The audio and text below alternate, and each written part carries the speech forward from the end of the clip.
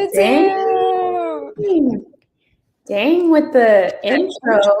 The little countdown. You're just getting fancy over here. I know. I'm trying. How's everybody doing? What's up, guys? Oh my God. My lighting is terrible tonight. Story of my life. He's going to come in and flick on all the lights. Welcome, everybody.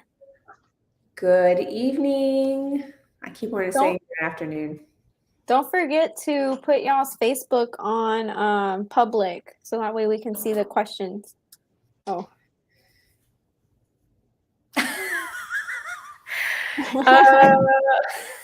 It's not a prerequisite, actually, Bo, because Oscar and Ione are yet to be, but way to put him on the spot.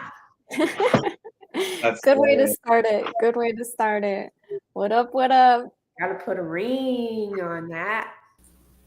Damn, okay. I can read between the lines, guys. She's been underwriting her numbers on that rock you're gonna get her. She's like, I know this can work. That's the bad part. She's seeing all the money that you're about to make, so she knows how much you're about to be spending. She's like, 3 months worth, I can do that.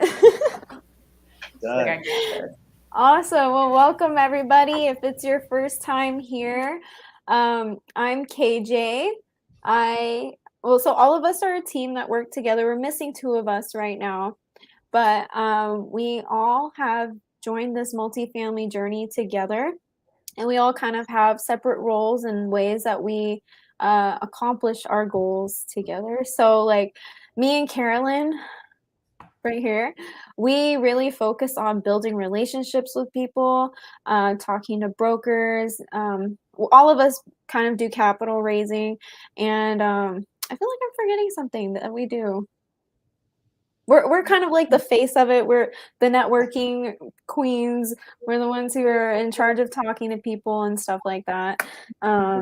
Making sure these boys stay in line. Definitely. That's an unwritten rule. It's more like making sure we stay in line. No, I'm kidding. We all keep each other in check. So who else wants to introduce? I'll go. I'm Joseph Mudd. I'm KJ's husband. I underwrite and do asset management for the team. I work closely with Oscar's girlfriend on the underwriting side. She's a freaking legend, but she's not here right now. She's probably back there lurking, for all we know. But yeah, man, we are the underwriters. We look at numbers all day, look at Excel sheets and the T12s and rent rolls, and we make sure that the deal looks good from start to finish and during, and then we take over the deal afterwards and make sure that everything that we planned out to happen actually goes through and happens, so that way the deal is successful. Amazing. I'll go. I'm Carolyn. My other half is in the other room finishing up a meeting really quick, but he will be here shortly. We just joined with this awesome team I feel like it's almost 5 months ago now. And Myron, I'll introduce him too. Myron does raising capital and deal structuring alongside Oscar. And they primarily do a lot of the property walkthroughs. But I think all of us will be partaking in that however we can and at whatever capacity we can.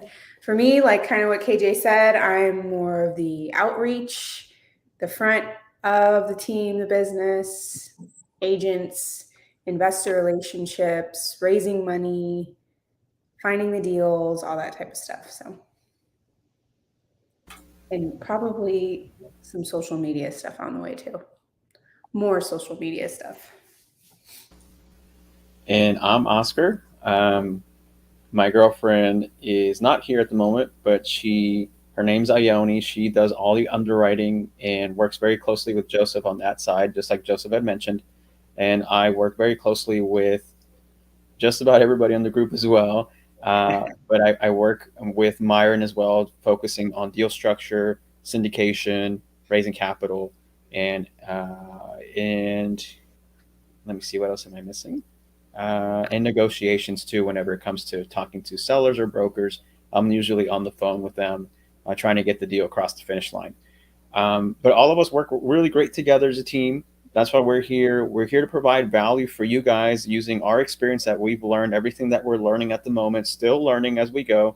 But if there's any questions that you guys have in regards to multifamily, we're here to help you guys out. So if you have anything, we can start it off by anybody putting any questions in the chat, and we'll address them as they come in.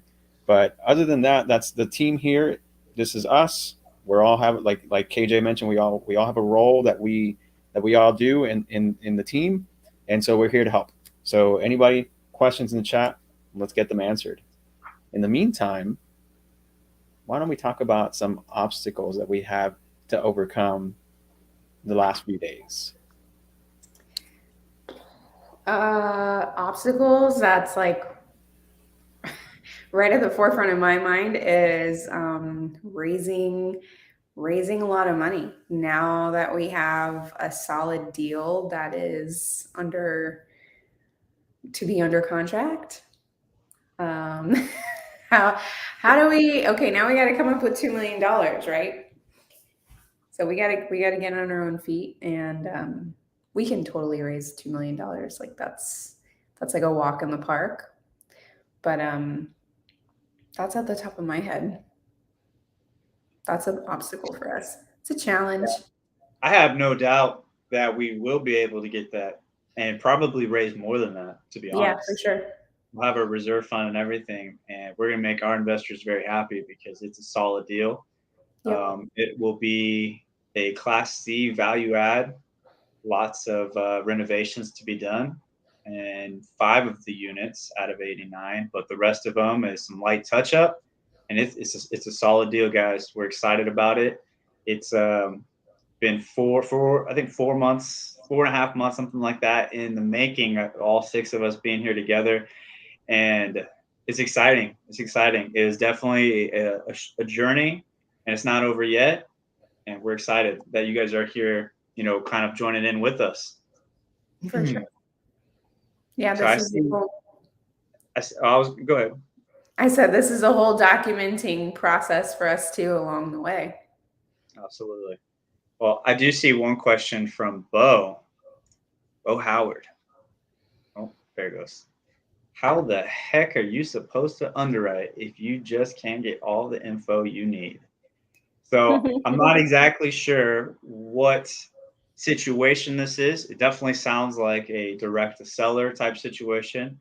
In our experience, mostly with brokers, they have no issues giving you that stuff because they want you to buy the deal from them. And if you can't underwrite the deal, then there's not going to make any money, right? Because you're not going to buy it. So with a seller, direct to seller, it's a little bit harder because most sellers aren't great with their accounting, right? And for those of you that have talked to a direct to seller multifamily, you have seen that where it is literally just one sheet of paper with some numbers scratched on it. So in those situations, you really need to get as much information as you can. If you could get at least the current rent, like a rent roll, we can figure the rest out on assumptions, right? The rest of it we could figure out on assumptions, and we can figure out ballpark if we're in the same playing field as where they want the purchase price to be. And if we are, if things start to make sense, well, then that's when we start doing due diligence and we really get into the nitty gritty. It's definitely a lot longer of a process, but it is possible. And as long as you have those rent rolls and kind of know what it is each tenant is paying each month, you could figure out enough to get a ballpark offer. He said that all he has is rent rolls and said he currently pays all utilities, but units are separately metered. This must be like a mom and pop. Definitely. So, like I said, with the rent rolls, you can add all those up and get a GPR, gross potential rent. You'll get the total rent, and then assume 50% expenses. And that will give you your assumed NOI. And that's enough for you to be able to work with early on. But since he's paying all utilities, that's some money right there. You could charge all that back to the tenants. You just found yourself some money. Oh yeah. Yeah, definitely hit us up offline if you have some more trouble with that. We have office hours that are posted. I believe, correct me if I'm wrong, but it's noon Central Standard Time, Monday through Friday, or Monday through Thursday, noon Central Standard Time. And we have an underwriting Zoom on Fridays at 12. at noon Central Standard. Mm-hmm. So pop into that or get a hold of us. Amazing. So I noticed a lot of the comments say Facebook user, and it's because they're coming from the multifamily group. So we don't know who they are, but I'm in the Facebook, so I can tell you who it is that commented. Cute. For some reason, StreamYard's weird like that. I don't know. But Joelle said evening, everybody. Marcel said role models. Cute. And then Yo, Marcella and then- Joelle, love you guys. how do I raise money and what are some other ways? I don't see that comment yet. Does anyone want to cover this? Ooh. So that's kind of the obstacle we were just talking about too. I can cover it if not. Who is it? Who asked that question? Who is it? I'm looking. Oh, Byron Sutton. Byron? Now it popped up. Yeah, Oh, it's your answer then, dude. Wait, Myron or Byron? Byron. There is no other Myron. There's a Myron Stanford. There is a Myron Stanford. You're right. It's with a Y though. There's some Oscar. I'm gonna say what I know, and I think Oscar is the guy to really talk about this because there's some rules and regulations on how to raise money. I would start with Byron, meeting a lot of people, networking your butt off. And I don't mean just networking on Facebook. I mean like going to events, talking about it, talking to your past coworkers, talking to your friends and family, like literally talk about it all the time. Like, for instance, the kids played with the neighbors today. And I started talking about what we're doing. He's like, oh, okay. Oh, that's a good business. That's a good business. We're, multifamily, that's what a lot of people are doing. And what I wanted to do, I'm planting little seeds wherever I go, right? Planting seeds and see what happens. He might be knocking on our door and saying, hey, I talked to somebody else and they're talking to me about how they were investing in multifamily. I mean, our other neighbor came to our garage sale and he's like, y'all do multifamily? That's what me and my brothers want to do. What do you, I want to start, blah, blah, blah. I got his phone number and just start talking about it. But you need to know these people. You don't just post on Facebook and say, hey, I'm trying to get 4 million. Don't do that. I probably shouldn't even said that, but you have to raise money the correct way and start talking to people, and I think you'll be surprised on who is in your circle that has money. Exactly. And I want to add a little bit to that as well, because he said, go to events. And that doesn't just mean real estate events. That doesn't mean all in your comfort circle, because I learned something from our friend Marlon.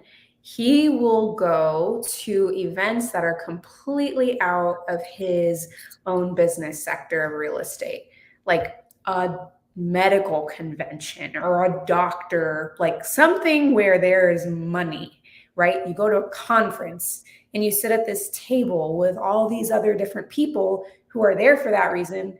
And they're going to be like, why are you here? Right? And you get to advocate for your business. You get to amplify your business and plant those seeds.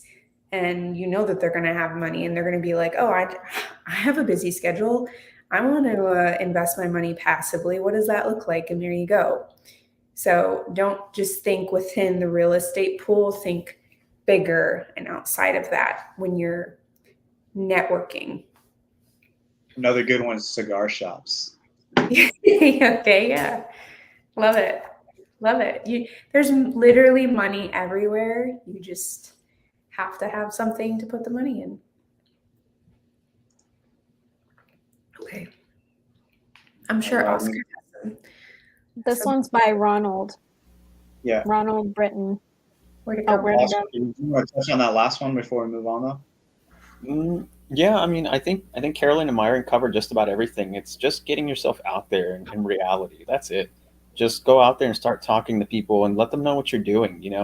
Another thing you can do is let them know, like, I help people invest in real estate, or I help them get started into real estate, and start that way. You can just say that. Like, if someone asks you, what do you do? It's like, oh, I help people get into real estate.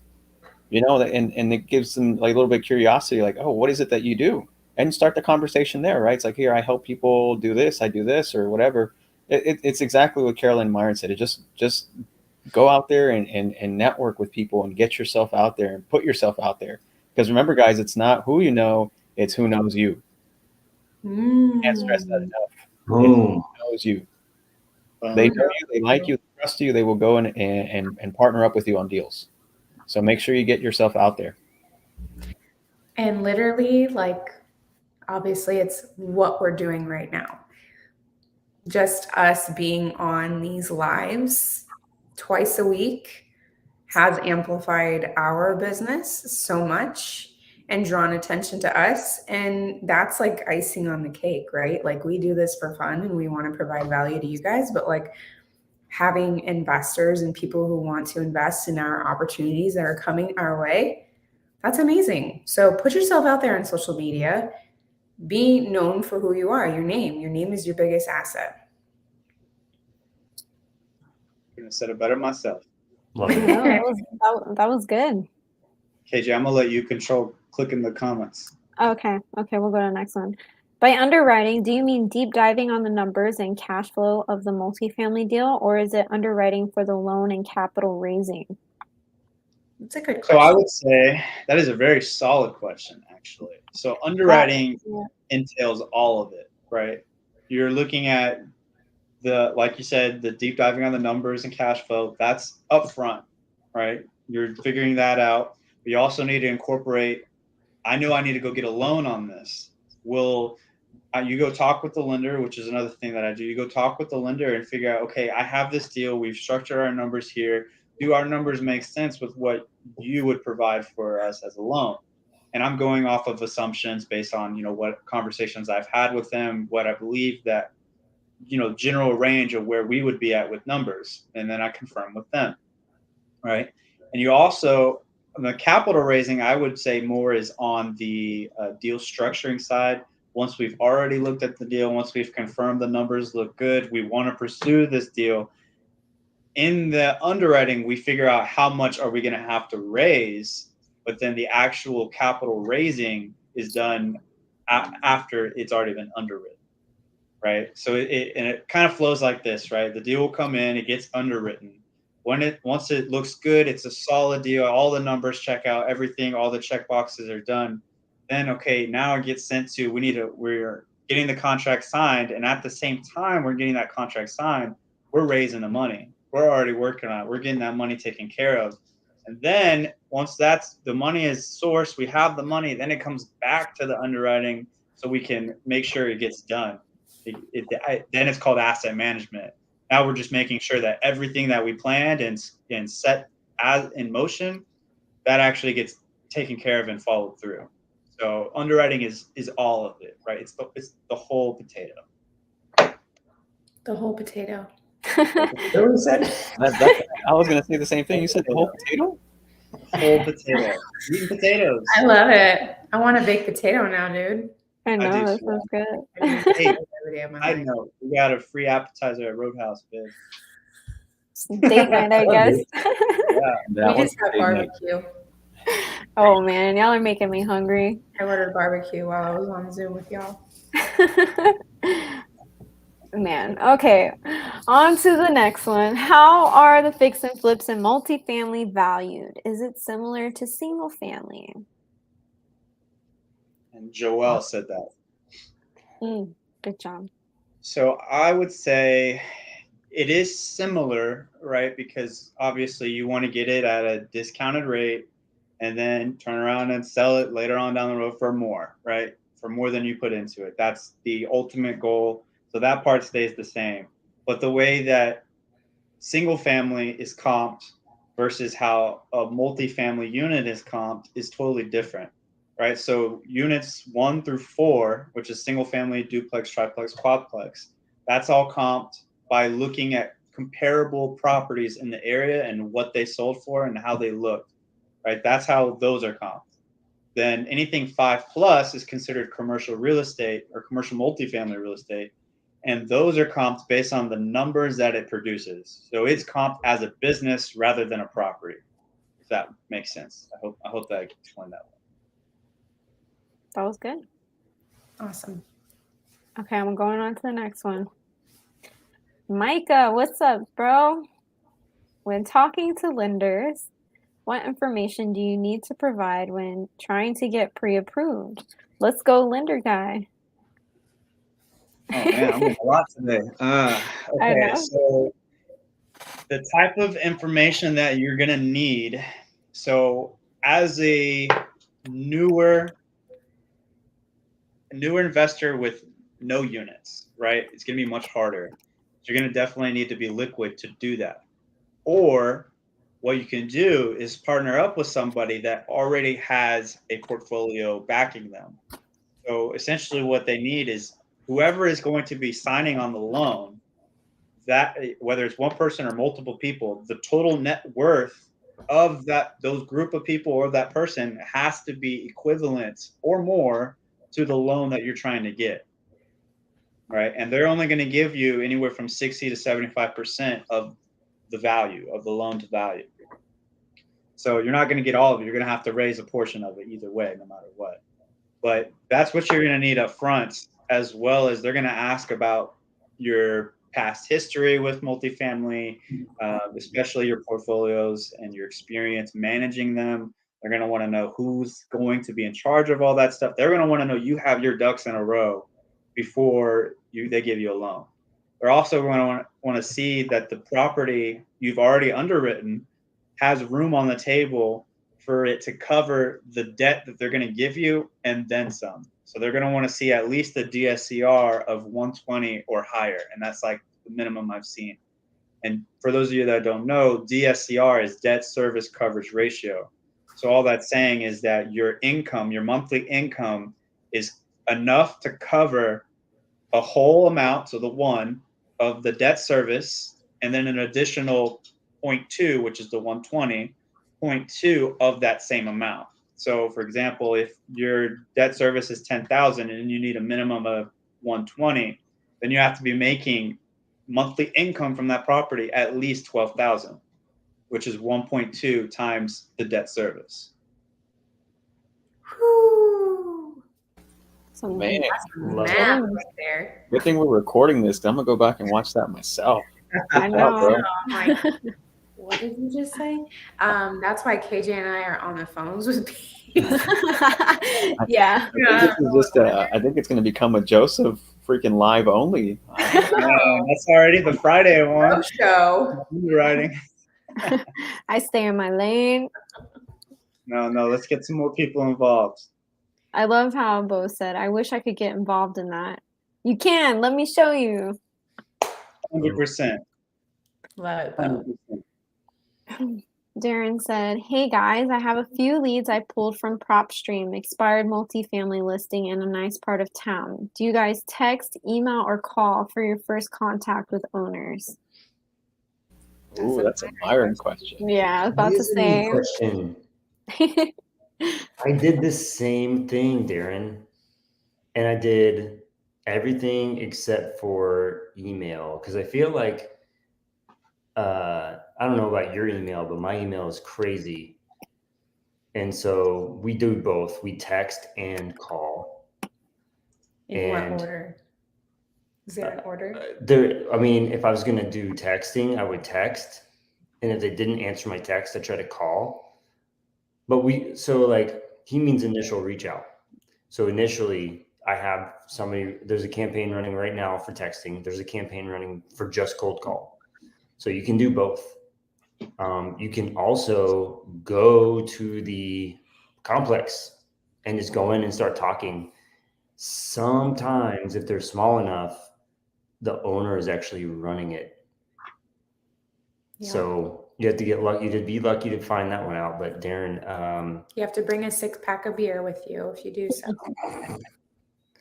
Be creative. Yeah. He's worn out. But yeah, love it, man. Love you going on Prop Stream, trying to pull lists. I'd like to talk to you more offline about anybody's doing lists. I'd like to talk to you more about how you're doing it. Myron's the guy. Cool. He is the guy. So this person said, I don't know who it was on the chat. Oh, Marcel. Cigar bars. He sat next to DJ Khaled in a cigar bar before. Talk about the potential reach. That's awesome. That's a good one. That's funny. Jokes. Put some bars in the chat for that one. I make myself laugh, y'all. Usually in the room by myself. I'll just make myself laugh. But for real, you go to places that cost money and you need a certain net worth to go there or do something. You're going to meet other people that had to pay money to go there and they were serious about getting involved.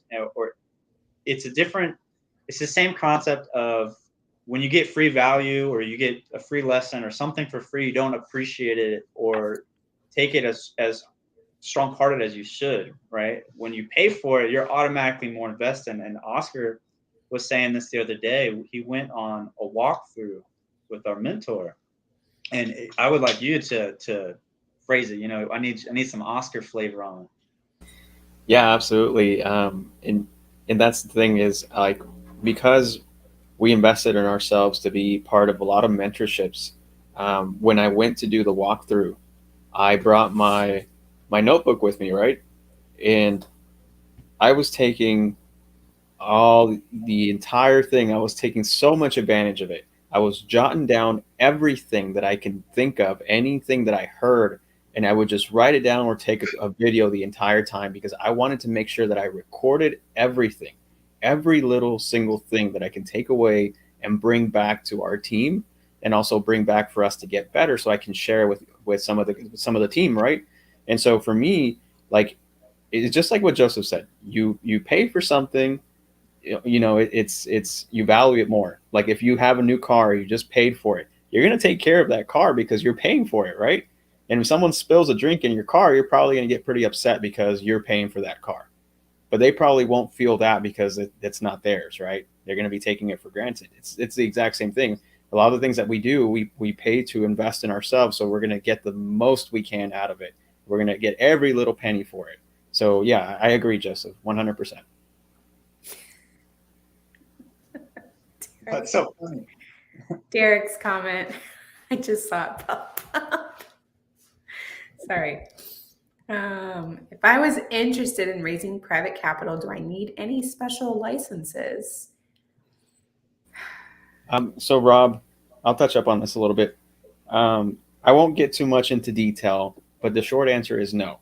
You don't need any special kind of license. However, if you're doing some sort of syndication, make sure you know the laws on how to do it because you do have to go and file with a certain agency that I will not name, but you do have to go file with a certain agency to get that capital to start raising it. So you don't need a special license for it, but you need to make sure you have the know-how or someone who knows how to do it for you. Typically, it's an attorney.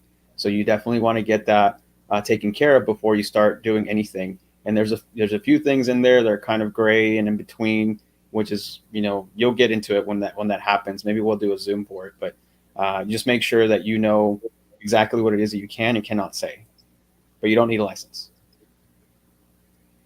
Just be careful. Mm-hmm. Should I start with how to underwrite first before reaching out, or is there a proper order? And I think this was a play off of Reaching out to Like the seller or the broker? Or- let me check the comments. I wish it would show who on our end, because I'm pretty sure it was along with a post that was previously made that we already covered. I have to keep restarting. I guess we'll come back to it. Okay. Well, I would touch on this. I would say not necessarily. If you can go. I assume that you're either trying to reach out to, oh, you know what, maybe lenders. It's So Byron whether it's Byron who commented it from our I was question reaching earlier. like Myron's question. So I would say not necessarily. You don't necessarily. It would be absolutely beneficial to, but no, you could definitely just reach out and ask. It's the same as single family, right? Or anything you do.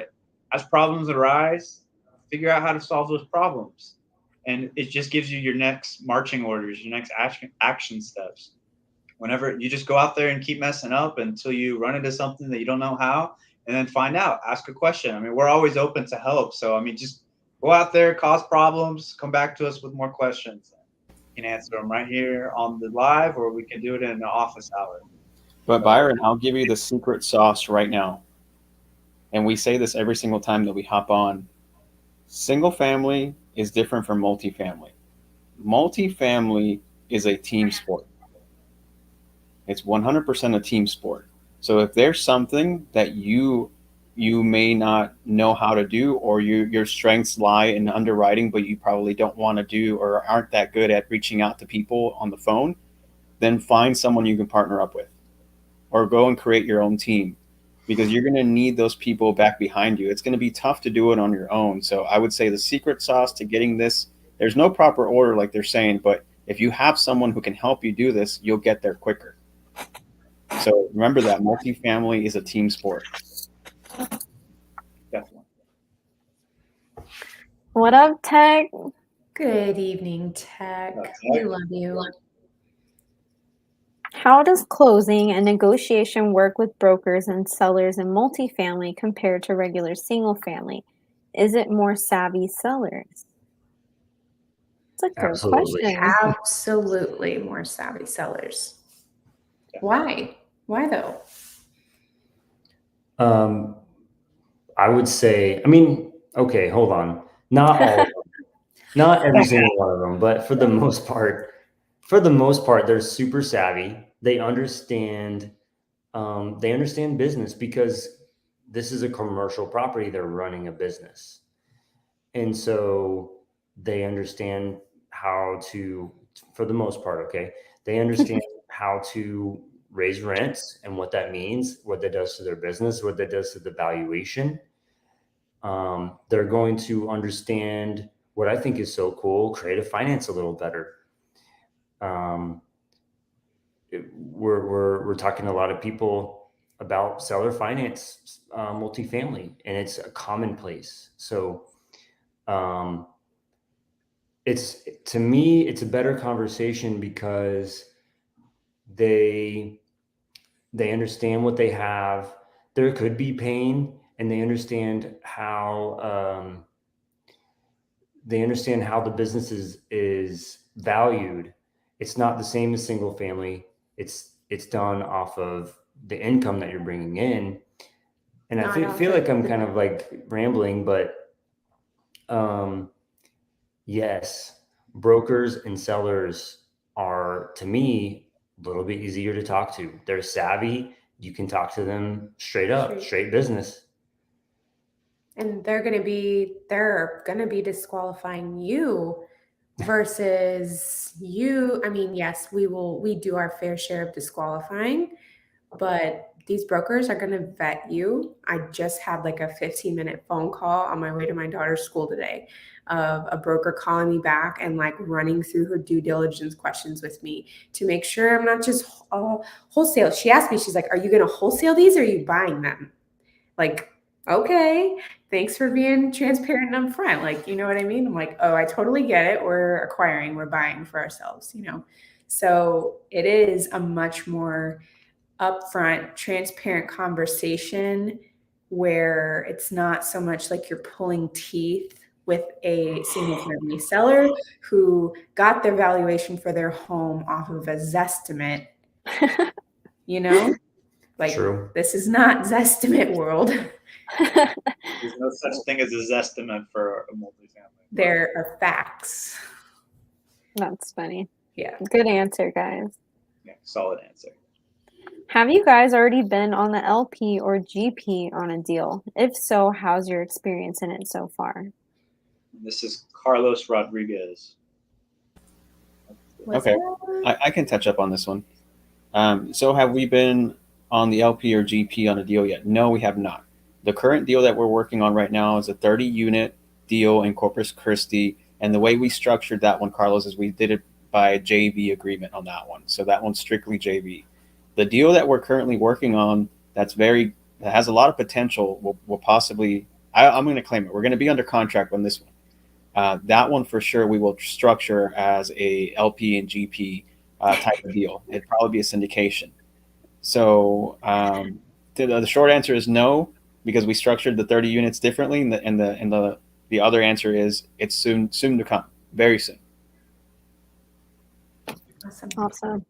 Woohoo. Thanks. How do I present a multifamily deal to y'all? I have reps sending me deals all the time.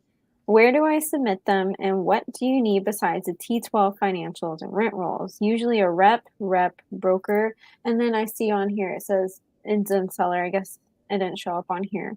But I actually, in the multifamily $1 million upside group today, I made a post and I pinned it, and I put every single resource you guys could think of right there, so that way it's easy to access. I put a link where you could submit the deal.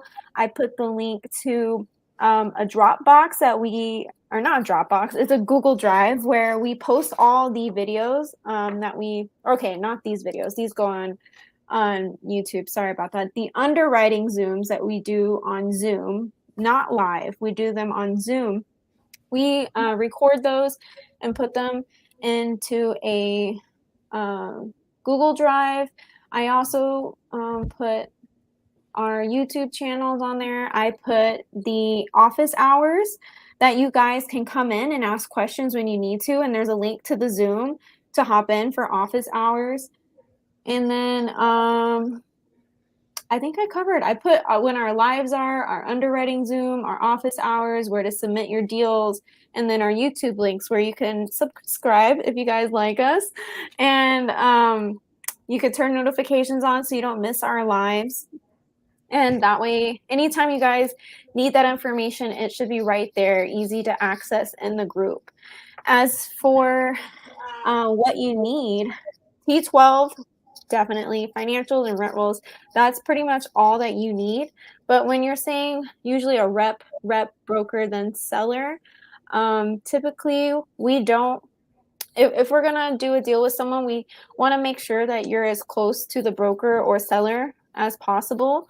And something that we typically look out for is a 3% buyer's fee. So I'm getting out of breath, guys. Sorry. Okay, girl, you good. If it has a 3% buyer's fee, typically we won't look at it unless they're willing to negotiate that way lower. So that's just something that we filter out. And I think the best way to find deals would be to call brokers directly and be direct to source, because a lot of times when you're several links down the chain, it's hard to get financials, it's hard to get accurate information, it's hard to get the deal done. And just a little advice, a way to find out if people are actually direct to seller, because everybody says they are, which they are not always, is to say, hey, let's hop on a call.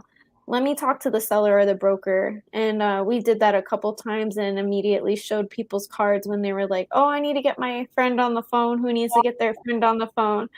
So we're definitely not opposed to looking at deals, but we typically are not going to pay a 3% buyer's fee that come from wholesalers.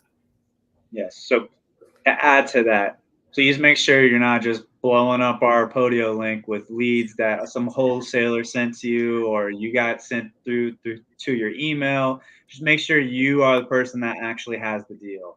Because if we're Yes. constantly just getting blown up and filter fed all this, trash, then most likely we're just not going to look anytime we see your name. So We want to do quality deals with quality people.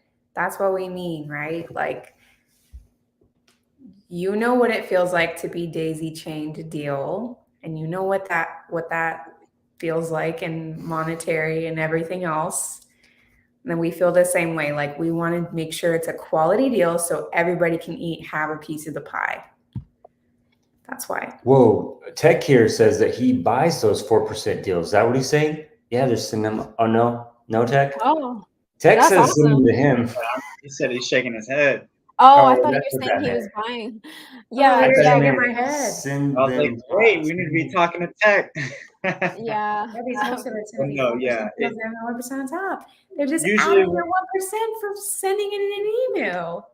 Yeah, Usually it when is. you see that 3% on there, it is It's a red usually a flag. red flag that is not a deal. It's usually something that they got sent and they're just passing it along, adding a fee on top, or it usually just doesn't make sense. And you're better off, spending your time. Time is valuable, right? I mean, our time is valuable. I'm sure you guys value your time as well. So do it making strong money-making decisions, not just trying to do the get rich quick. Usually, But also, Joseph does amazing underwriting Zooms every Friday. So that way we can equip you guys with the tools you need to quickly glance at your deal to see if it's a deal. We want to be able to provide value to you guys. And that's also why we created this Facebook group, because like we said earlier, this is a team. What is it? That's what I was looking for. I was thinking game, team sport. So like you can't do this alone. So we wanted to build a community of people doing the same thing, have the same mindset, and want to grow together, because we found each other by having that same interest. I was like, Oscar, I want to do multifamily. I don't know what I'm doing. What do? I don't know what to say. I was like, I don't even know what a cap rate is. And so like this was a few months ago. Why? Yeah, this was literally like we all started like 4 months ago together. Like literally I knew absolutely nothing about multifamily, and now here we are. So it's possible. All you have to do is take action and get 1% better every day and learn something. Find something you're good at. Like me and Carolyn love talking to people. We build those connections and talk to brokers and source the deals directly from the sellers or the brokers. Like Joseph and Ione, they do the underwriting. I don't even want to look at a spreadsheet. I don't want to do anything with that. And that's okay. Like, I don't like to do that. They can look at that all day. They enjoy that stuff. So finding people that you can vibe with, that you like to work with, and finding different superpowers and say, let's team up. Let's conquer this together, because when you get a multifamily deal that comes in, it is a lot of work. Like, I think we have 25 in our Podio right now. And like, it takes a whole team to like, someone needs to underwrite it. Someone needs to follow up. Someone needs to send an LOI. Like, we've got this whole long process of each deal. So, you definitely need a team. And I'm hoping that like us doing this can give you the tools and knowledge you need to maybe get to that next step and learn from the mistakes we make. And also I'm hoping the group, like we can be interactive and help each other and make friends, because like that's what we're here to do. And we want to be friends with you guys and do deals with y'all as well. Whew, I'm out of breath. I made it. Yeah, let me catch up on that, because whenever the spreadsheets come out in our team meeting, KJ is the first one gone. Turn your camera off right away. I'm like, I was like, I remember I randomly started laughing and y'all were like, what are you laughing at? And I was like totally sidetracked looking at something else. I was like, oh, sorry guys, like not for me, but that's okay. Like, but I do know the gist of it, like the napkin underwriting. I understand the surface of it a little bit. Yeah. But Joseph, she understands it. The other thing is, it's funny though, because when that spreadsheet comes out, Joseph, Myron, and Ione are like hooked to the screen, right? And they can't look away. Yeah, mine's like, zoned in. Like, It's really can you small do this on numbers. seller finance? That is always the first That's like his question. literal first question. Can we do this on seller finance? We need to get him a shirt that says that. Yeah, I will wear it every And day. it's gonna point to Totally me. He do. said he got this on seller finance. That's funny. Dang, That's it a just good got one. better. He probably But did. He Oh probably my got this gosh. on seller finance. I Actually, didn't know y'all got invited to the comedy show. that's funny. love it. Hey, we gotta bring some comedy. But yeah, so I think maybe we can reschedule because Joseph and I are leaving town Friday, and I know a lot of people were looking forward to the underwriting Zoom. We can figure something out. But normally every single Friday, 12 p.m. Central, we do a Zoom, which the link is in the Facebook group. And Joseph, you can bring your deals, you can bring whatever questions you have, and Joseph breaks down what we've learned from our mentor about napkin underwriting. So it will give you a basis of like, all I need is like these few numbers, and it'll tell me how far off my offer needs to be from their asking price.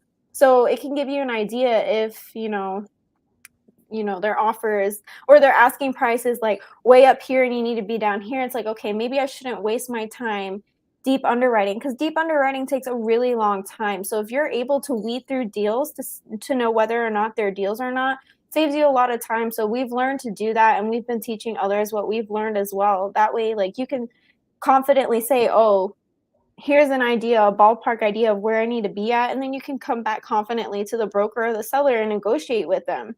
Because I mean, I could go on a tangent with the whole, underwriting stuff, but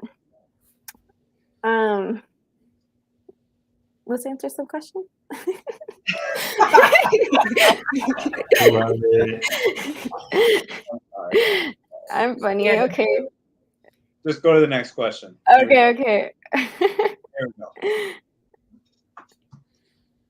How long do you wait between your first contact to follow-up contact? I feel like that's a me and Carolyn question. Yeah. Hmm. He was talking about doing campaigns, wasn't he? Oh, my bad. He was. I'll stay in my How does lane. it go? I mean, it could be either or. We could both. Yeah, we could talk about both. Talk Go about ahead, both. Myron. Really quick on your campaigns, however you want to make them is what you do. So you could follow up the next hour, you could follow up the next day. I typically follow up with a phone call as quick as I can if they're interested. What if they're not replying? Then I continue to message them for like a year. I never leave them alone. Answer me. Until they say yes, no, or a bad word, I just keep talking to them. Darren, I think that was your question, but if it wasn't, and you're talking about maybe talking to a broker and you want to follow up with the broker, that is definitely KJ and Carolyn that can answer that question. Okay, so I think it depends on the person and the vibe with the person and whether or not they say they have anything. Like if this person, like there's some brokers I talk to that, oh, like, they come across deals here and there. They'll let you know if they hear from somebody. Then like, I'm like, okay, maybe I'll touch on them like every 2 weeks, follow up with them. Have you got anything? But like one of the brokers we talked to in Houston, like he calls me often. I text him.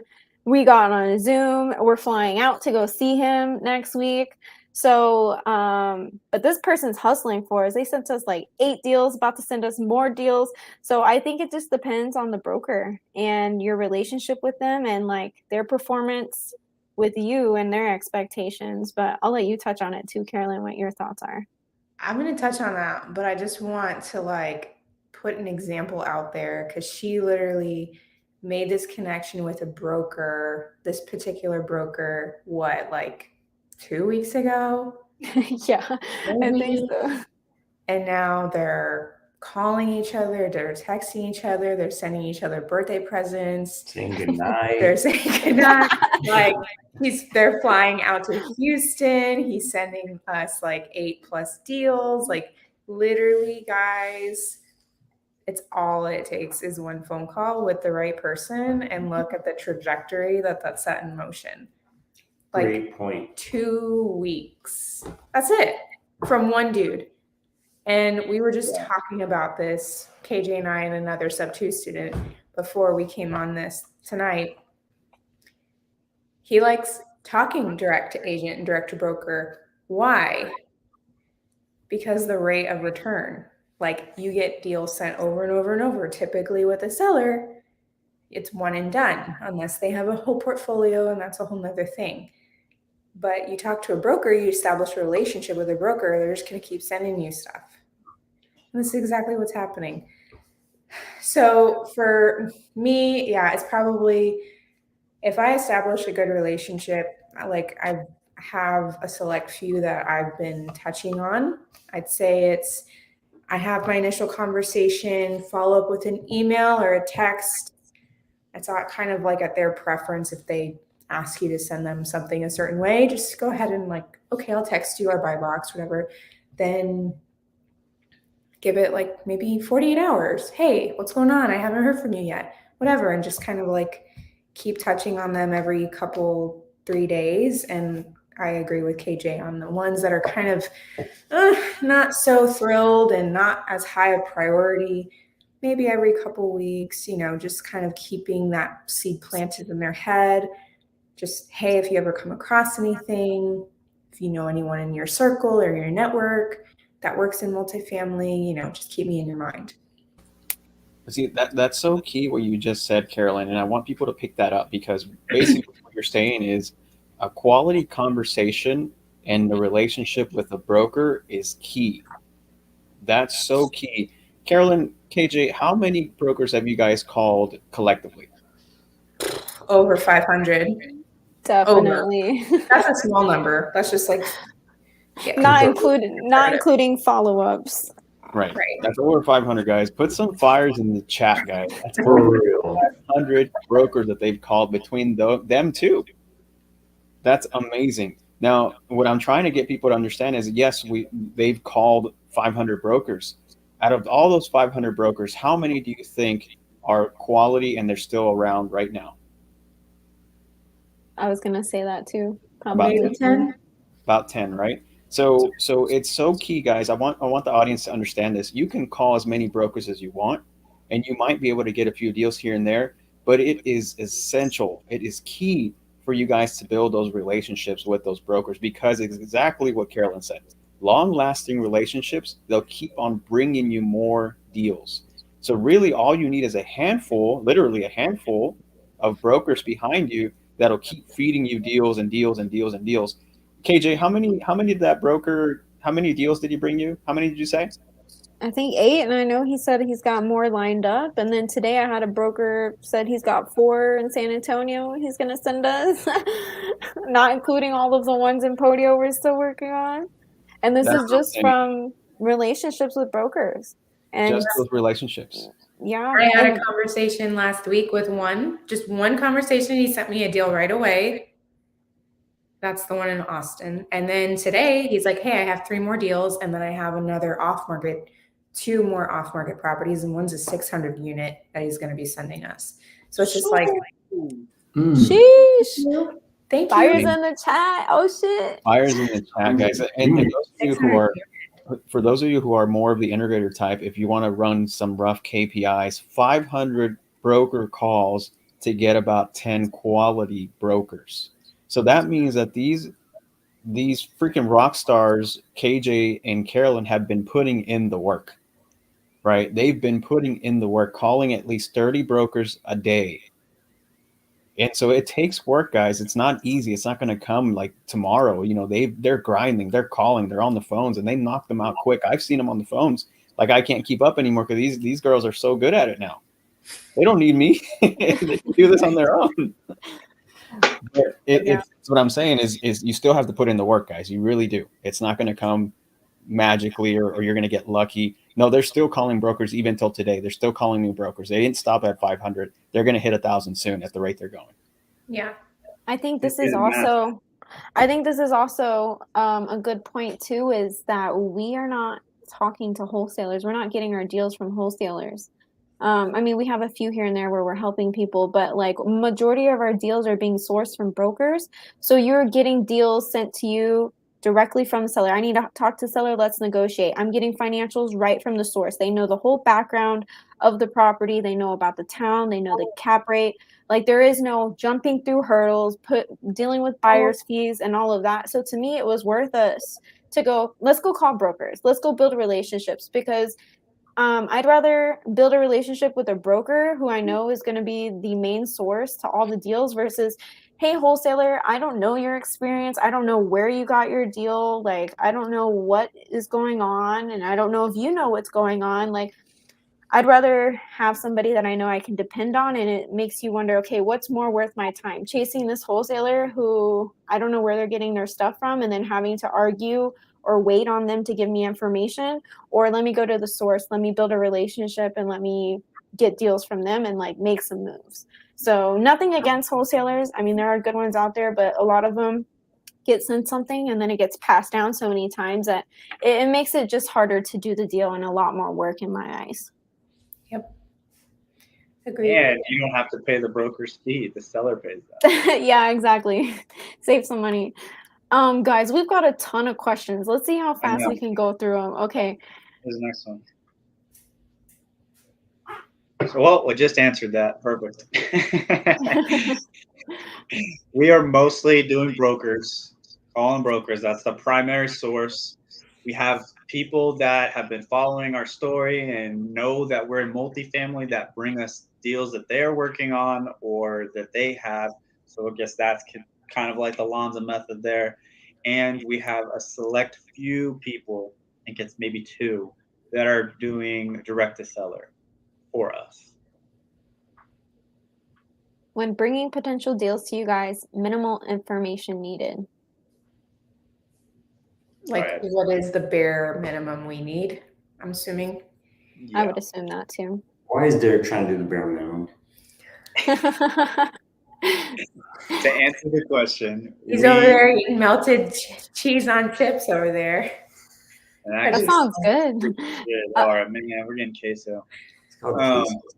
The minimal that we need is T12s, rent rolls, and OM if they have it. But bare minimum, we need those first 2, T12s, rent rolls. OM is great and it looks good, but to get started, we need those first 2, T12 and rent roll. Cool. When going into a property that is going to need renovations, how do you guys price how much you're going to put into each door? That's a wonderful question. I feel like it kind of ties into what we were discussing this morning and kind of what we've been searching for. And anybody want to touch on that? I can touch on it. So that is probably our weakest point. None of us were fix and flippers. That's not something that we did. We understand, how it works and everything about it, but to physically know or to specifically know the amount needed for a certain repair, that's probably our weakest point. So what we've done is partnered up with some people, multiple different people. We have different options of people that have experience in that field. And we found a really solid one of Oscar's doing this weekend that's giving us a fantastic offer. So early on, we're going to be partnering up with another GP. We're bringing on an additional GP, which is a general partner, to run the deal. And we're going to basically just absorb everything that they're doing and ask as many questions as we can. Yeah. Another way you can do it, go have a contractor, go walk out there and look at it, tell you what they think it's going to need. One other thing you can gauge, Micah, is when you're asking the broker or the property manager if you're walking it, like the property, ask them how much they're budgeting for any renovated units that they've already done.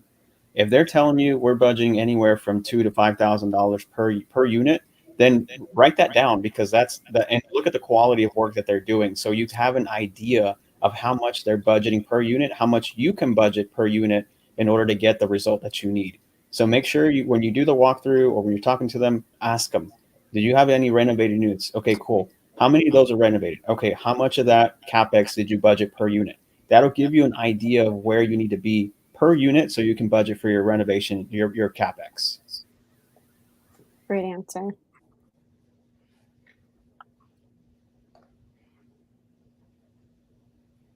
If a multifamily doesn't fit your buy box and has a motivated seller that needs to sell but low occupancy rate, will it be able to be disposed? I would say, yeah. I mean, if the price is right, anything could be sold, right? For us, I believe the reason he's asking is that because he knows that we want stabilized properties. We don't want something that is not occupied, right? We don't want new construction. We don't want a property that's has nobody in it, or we're typically looking for at least 80% occupied, and the rest will fill in.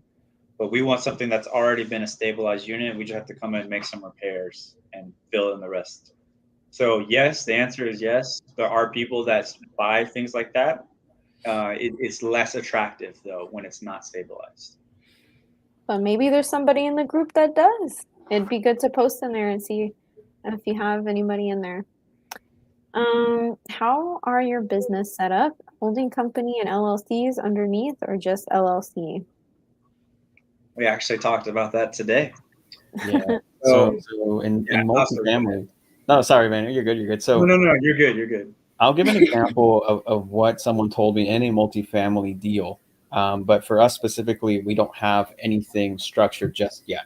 But what I've heard of one person structure their deal is when they're doing a syndication, the way they structured it is they have an LLC for the particular property itself. They have an LLC for all the LPs, and then they have an LLC for all the money and how it gets wired and sent and all that kind of stuff. And then they have an LLC at the very top that controls everything underneath it. And all that is structured through an attorney that you would go through to structure the syndication. So you would have to get with an attorney to structure it, make sure it's structured correctly in order for all the liability and everything that you have to do gets taken care of correctly. As far as our own individual LLCs, I think everyone here has it structured a little bit differently. We don't have anything together at the moment, but that's definitely one example we've heard in multifamily and how it's done. If anybody has anything to add, please add on. I think you covered it. Yeah, perfect. Myron, are you interested in 6 units in Gulfport? Highlight my comment 2 down, because I'll read my comment. Oh. What's the change? Probably not, because we have minimums. I start at 40 units. Between 20 and 40, we'll look at it if it's seller finance. Nice. Already have seller finance. I get in my hat that says seller finance. The whole outfit. One sock says seller, the other sock says finance. Oh, bro. Rob said, thanks. Christmas, birthday. Rob said, thanks for the inspiration, y'all. I aspire to get where you're at. I have to go put the kiddos down to bed and hop on another Zoom. Good night. Oh, Thanks, yeah, Rob. the newbie Zoom. Good luck. Thanks, Rob.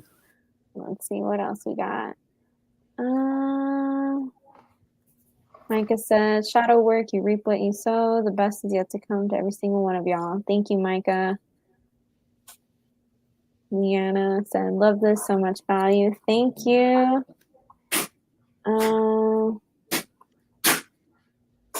Aside from looking at, oh, I think this That was is Leanna. Oh, I met her a couple weeks ago at the meetup. Oh, cool. Do you filter with other napkin underwriting parameters such as cap rate, cash on cash? What do you guys think? On a napkin underwriting level, we don't really take a look at cap rate. We do take a look at cap rate. We don't really take a look at cash on cash or IRR. That's more in the deep underwriting section that we take a look at that. And we do keep that in consideration when it comes to deep diving underwrite. But for napkin underwriting, we don't take a look at cash on cash or IRR. That's not to say that's not important, though. It's definitely important. But napkin underwriting is just figuring out, is this a deal I want to spend more time on? That's it. I found a 500 unit building, 15K in taxes, Class C. What's this T12 thing? And how does it apply to the info I pulled from a vacant building online, real numbers? I haven't reached out because I'm not yet comfortable with the underwriting stuff. Oh, that's okay. Good for you for taking action in the first place. Does anyone want to answer? Nope. So, yeah, I can answer for We you. will answer, of course. So from this, it looks like the building is vacant. So I would just, you're gonna come into the issue of, right, it's not fully occupied building. Someone out there may buy it, but us specifically, it's not what we're looking for. And the general consensus is people want a stabilized asset. So it is absolutely possible to make something happen with it. What you would want to do is reach out to them, ask questions. That's all you're doing. You just want to ask questions. Give them a call. Say, hey, how's it going? I saw this building and I just wanted to see if you guys were the owner, see if y'all were possibly interested in selling it, right? If you've ever done single family, you're pretty much doing the same thing. You're trying to extract as much information as you can. And then with that information, then you decide what's the next step. What do I do with this? So that I would just reach out to them and let them know, hey, I'm looking. Are you interested in selling this? I saw it, right? Whether you drove by it or saw it online, doesn't necessarily matter. Just find out if they want to sell it, because if they're not even interested in selling it, no point even talking about it. Yeah, and can you touch up on what he means by on his question? It says, "What's this T12 thing?" Yeah, for sure. T12 is the trailing 12 months of income and expenses. So all it is the simple way is a P&L statement or income and expense statement. All it is Excel or a piece of paper or however they put it. It just shows the total income and the total expenses for the property. And a good one, which is what you want, is a broken out per month, not all bundled up in 1 year, because it's not as accurate and it doesn't tell you the whole story. You want to see one that's broken out month by month by month by month. And you want at a minimum of 12. A lot of times they'll try and give you a T3 or T6. You want at least 12. More than 12 is great, but you definitely want at least 12. Thank you for that, bro. Let's go to the next one. Michelle said, hey, you guys. Hi, Michelle. What's up? Let's see. Yeah, lots of fires in the chat. I see that. Hello, people. Thank you. Thank you. How do you find multifamily brokers and agents? Very great question.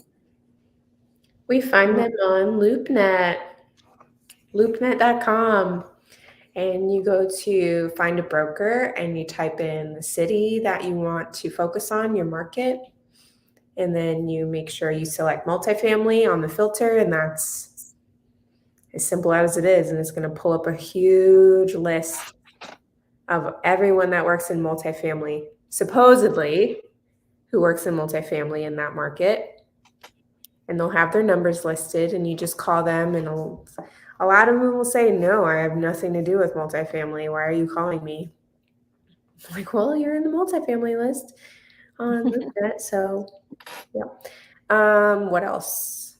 You could call listings, people who already have listings for apartments, and see, how many deals they're doing, see if they've got anything off market.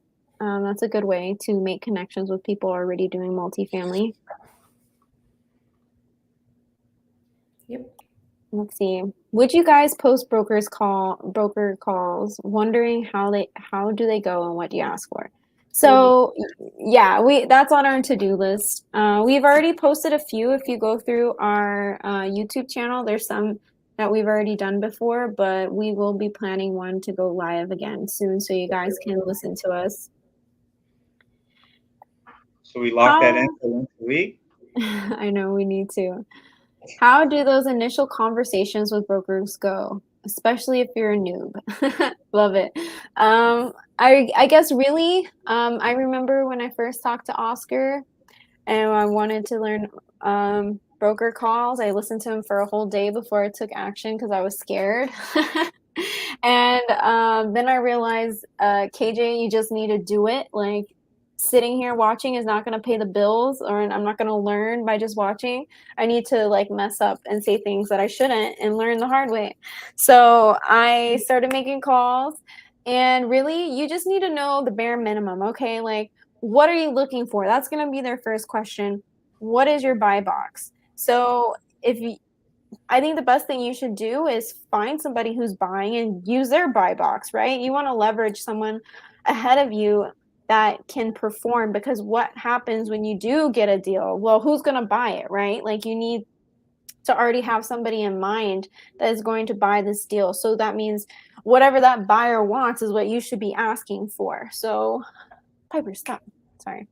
So you want to first off know what you're buying, or like know what you want to buy, and tell them like ours is 40 units minimum. We have no cap on price or number of units, and that usually like what? Like no cap on price? And that's a good way to kind of build credibility and pique their attention. And it's like, okay, well, what class are you looking for? So you need to know what class you're looking for. We're looking for class A, B, or C. We're open to any of them because we have different partners or sponsors that will back us depending on what kind of deal it is. The other thing is for us is like we want to make sure there is value add, meaning like we want to come in and be able to make $1 million. So if we can't raise the rents, we can't charge back some things to the tenants, we can't come and maybe give it a little lipstick job to make some more money. If it's already performing at its highest potential, well, then there's no room for us to make any money. And then we also don't want to buy properties that are vacant. We don't want to buy a vacant property. And we also don't want to buy properties that are being built, because Joseph and Carlos say it best is like, you want to buy a property that is already stabilized, because starting from the ground zero or like vacant is like starting a business from scratch. You're having to start over and build a business from scratch. He said, why not get ahead of a game? Why not buy a business that's already running and making money? So why like, I mean, you can choose, right? But like for us, I want to skip all of that. I don't want to start a business from scratch and deal with that headache. I'd rather come in, fix things up, raise the rents, and make $1 million. So that's what our asking buy box is. That's what our goals are. So when you have an idea of what you want, then you come in with these brokers like, this is what we have. This is what we're doing. This is about us. And I think Oscar does it best too. And so does Carolyn. It's like, before they ask you questions, you should have those questions answered. They should not have any questions to ask you. You shouldn't leave them wondering, who is this person? Like, what is their credibility? Can they even perform? Are they a wholesaler? Like, they should be like, damn, I want to send a deal to this person the second we get off the phone. Like, I need them in my phone book, you know? So just coming into the conversation with confidence, like, this is what we're doing. This is our goal. Like, our mentor's goal is $1 billion in the next year. Not that I pulled a Joseph. I pulled a Joseph. Joseph told a broker that one time. It's $1 billion in the next 7 years. But yeah, they were on it though. They were ready. The conversation ends after that. He did do that. Like we've all They just sold you the brokerage. We've all done that, where we've said things we shouldn't when talking to brokers, and it's fine, because think of it this way: if you mess up, have somebody else call them, or chances are you could call them in a week and they'll forget who you are. Just change up the way you said things. Like, don't put so much pressure on yourself. Just go out there and like figure out what your spill is and what you're comfortable saying, and like they're gonna hit you with questions, and you're gonna be like, and then you kind of just gotta get quick on your feet. Like, they're gonna ask, what was the question you got asked, Carolyn? Like, how is your debt structured?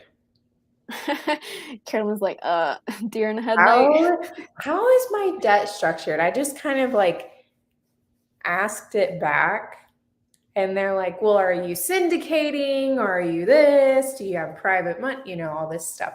And so that was a very surface level way of asking. Oscar, you know the better terminology for all this, but like, they want to know where our money's coming from, and like, do you have the money raised, or do you need to go get the money, and like, what does that look like? And there's some other things entailed with that. But. So can I ask this question real quick? How would today, if you got question answered again, how would You're gonna ask me at 9:30 at night. Are we You got doing this. Q&A? We need to get back some value. So, oh man, I'm like literally trying to remember what. It's a hard question. How is your jet structured? Oscar got this question down so good. I need to write it down word for word from him. What did she say? I did? I don't remember. She was like, it doesn't matter like whether or not like doesn't matter where our capital is coming from, basically. We're well funded in-house. Yeah, we're well funded. Like we don't need to worry about that. But why was she saying that? Because it doesn't matter. What does he care? Why would the broker? But why does he care? Yeah, Because he wants to know if we have the money. more or less, they were just trying to vet Carolyn, in my opinion. I think they were just trying to vet you to see if you knew exactly what you were doing. Because remember, I don't know if you remember Carolyn and KJ. I had a random broker call who started trying to grill me on the phone. I don't know if you guys remember that. He was asking me, a bunch of questions like, "Are you a syndicator? Are you like, are you a buyer? Are you having like partners come in this deal with you? Are you guys going to raise capital?" He started asking me all these questions that, I mean, I was prepared for them, but he was asking me at a higher level. And it's kind of similar to the conversation you had, Carolyn, with that one person who called you. He's like, "How are you structured? How's your deal? How's your debt structured?" It was kind of like that, right? Kind of caught me off guard, but it's really not that hard to answer those questions because you can just tell them, it just depends on the deal, right? If it makes sense for us to raise capital and do a syndication, we will. But if it's a smaller type of deal and we can just JV with a partner, then we will do that too. Or if we have if it's like a bigger, massive deal, then we'll definitely do it a different way. It just depends on the deal, right? It's kind of like that's such a vague question to ask. If it's a deal, how is your deal debt structured? I'm like, okay, well, it depends on the deal. How much are we supposed to raise? What are we supposed to do? What's our exit? All that depends. But yeah, I mean, I think other than that, that's a higher level conversation. Going back to the original question, how does this initial conversation with brokers go? Noob is like, never mind. Yeah. No, yeah, this is a whole next level conversation. Bo, if you go to our Facebook group and you look in the pinned posts and our multifamily resources, there's going to be in the Google Drive, there's going to be a multifamily broker outreach script of just a general guideline of what we say, what we're asking for on the calls in the follow-up email format. So feel free to use that and like adjust it to your liking of what you want to say and what you want to ask for. What if Bo gets stuck? What does he do? He hangs up. No, No, don't hang up. Here, I can answer that. I was gonna add to everything that you guys have said. All fantastic answers. But if you ever get to a point that you get stuck, right, or they ask you something and you don't know how to answer it, straight up ask them, "Hey, what do you mean?"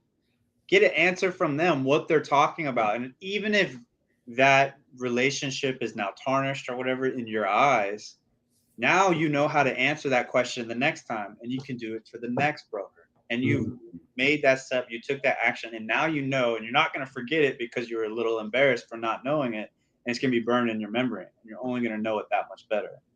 So, and if you still don't know the answer, then come ask one of us, and we could probably give you the answer afterwards. But don't be afraid to ask them what they're talking about. Ask them what they mean, because they're going to, by asking them all these questions, you're going to get educated from them too.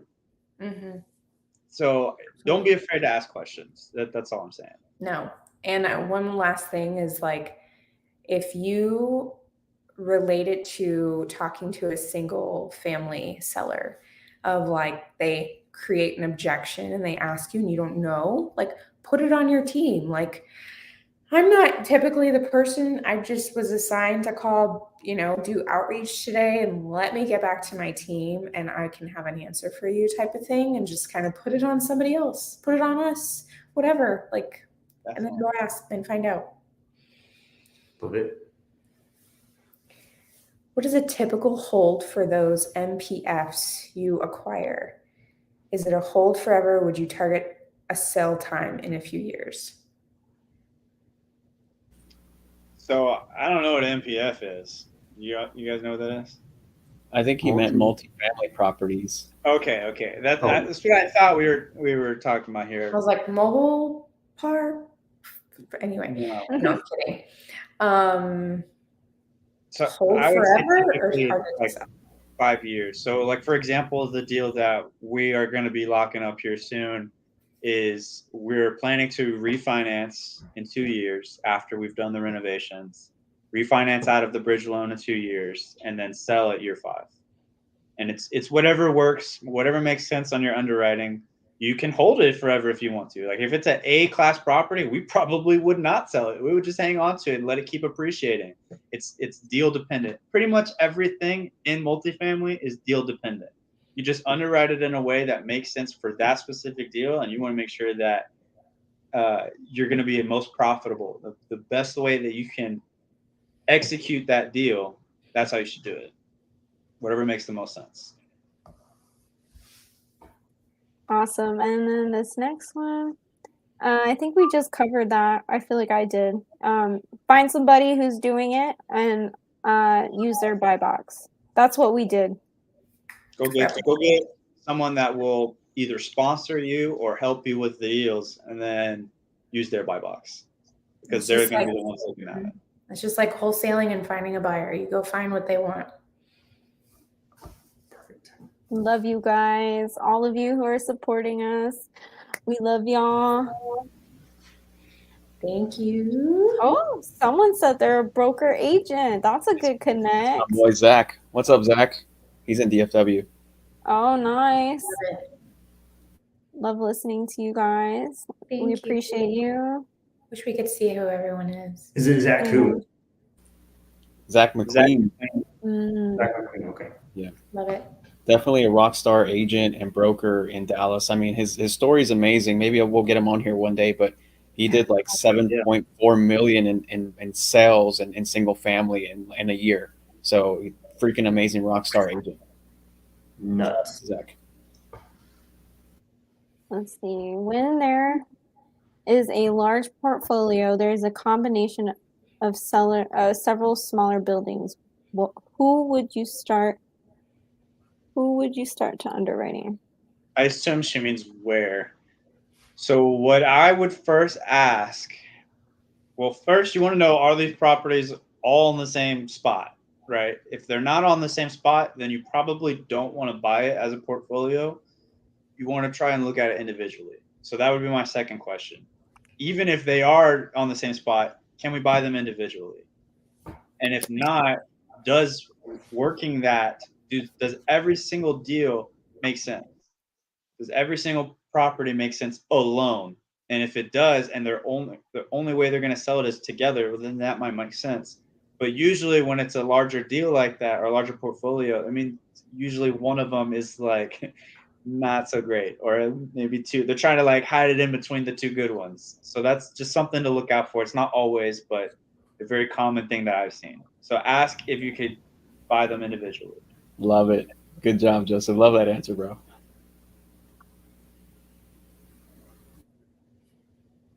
Is this a Myron question? And this is a Myron question. This is my own question. This person asked, I have a list that I spent $30 on. I don't want to waste it. With these off-market direct-to-seller, how do y'all pull out the financials, especially the T12s? So you spent $30 and you're calling the sellers directly. And so I'd wonder a couple of things like how big are the complexes, how many units? So if you're dealing with smaller unit count, you might not get all those things that you want. If you're not getting the T12, try to get a P&L and a rent roll. You can put something, you can kind of glue together an offer on something like that. Some people just don't have a T12, man. They just don't do it. And I think I'm going to speak for myself, I guess, but like what we're finding is sometimes you can find a good deal if people aren't keeping their books straight. because you can go back around and whatever, charge pet rent that they're not charging, do the utilities back, whatever. You can do a lot of things that they're not taking care of. You can take care of things that because if they're not taking care of their books, they sure aren't taking care of the property. Yeah, Myron, what do we always say? Trust. Oh yes. So trust but verify. Yeah. Verify. So they're going to send you those documents, and even it was the craziest thing. Oscar and I did underwriting on one. It's like one of the very first ones, and all of their formulas were wrong. Like we went and added up all. I'll do it this way.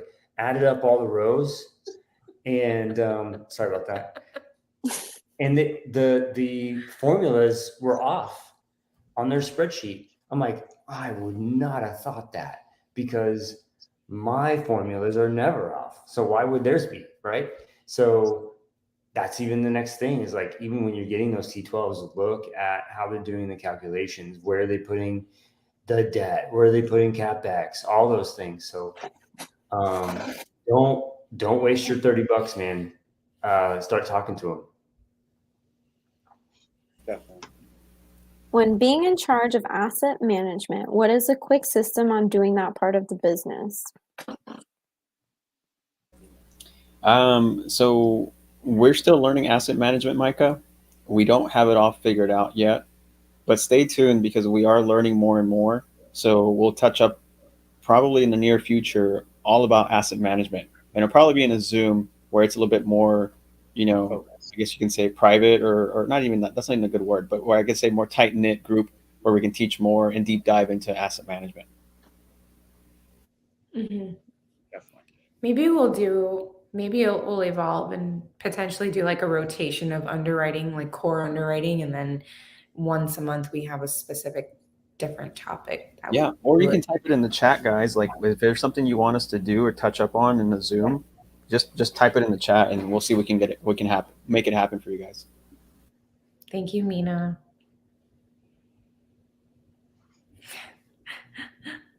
Yes. Oh, that sounds awesome. Yo, I love it. Love it. So no, not all of us are in DFW. Myron and Carolyn, myself, and my girlfriend Ione are in DFW. Guys, put some fires in the chat so we can get these two at the top to move to DFW too, because it's going to happen. I've been trying to convince them. I think it's going to happen, guys. Put some fires in the chat.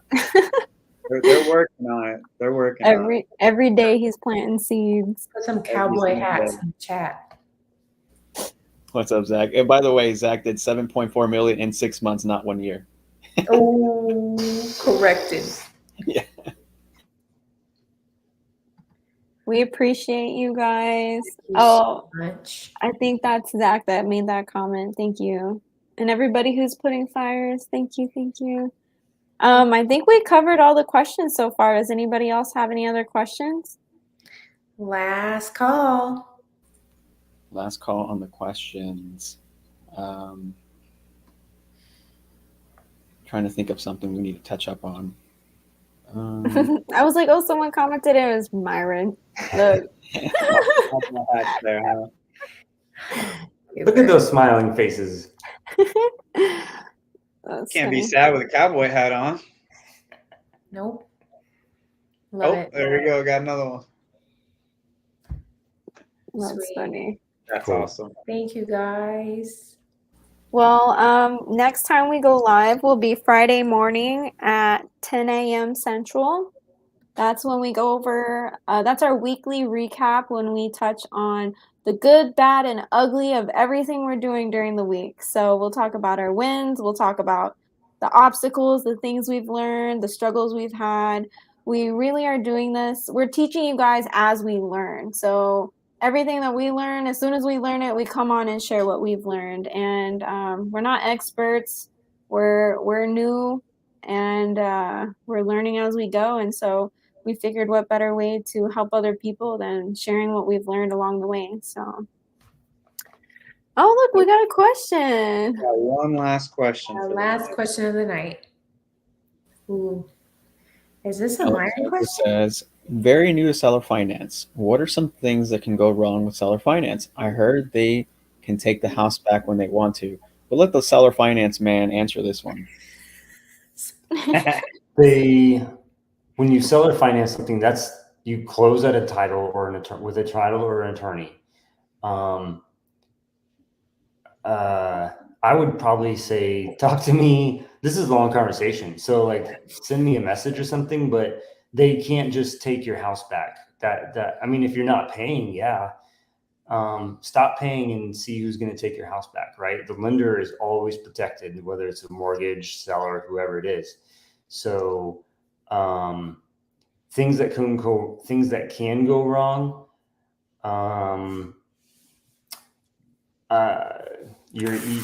don't know anything that can go wrong other than you have the ability to pay. You can overpay and get into a house that you aren't qualified to get into.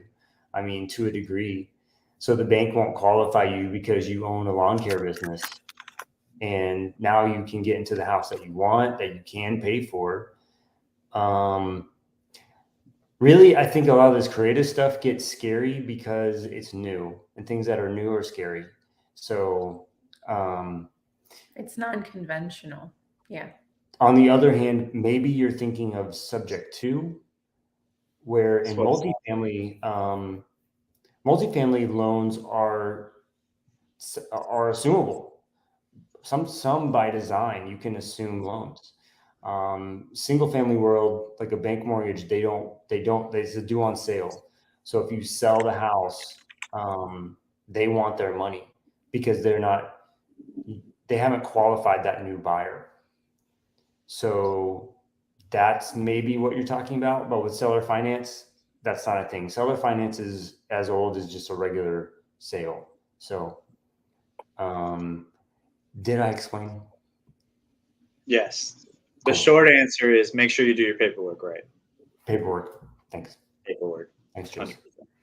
No, you're good. You're good. I was just making sure. Just send him a DM if you Yeah, have he's the guy to talk to. Definitely just hit him up.